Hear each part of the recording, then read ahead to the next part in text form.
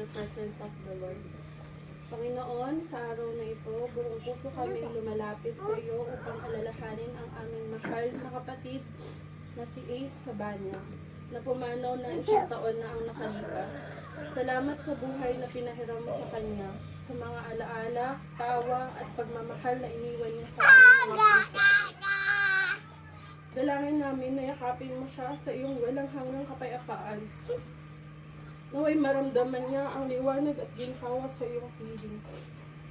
Kung may mga pagkukulang man kami sa kanyang noong siya'y nabubuhay pa, patawarin mo kami. Panginoon, pagaanin mo rin ang aming pusong nangungulila. Bigyan mo kami ng lakas na magpatuloy na pag-asa na muling magkita kami sa tamang panahon at mananampalatayang maghihilom sa aming puso. Patuloy naming iingatan ang kanyang alaala sa bawat panalangin, sa bawat kwento, at sa bawat kabutihang gagawin namin. In Jesus' name we pray. Amen. Amen.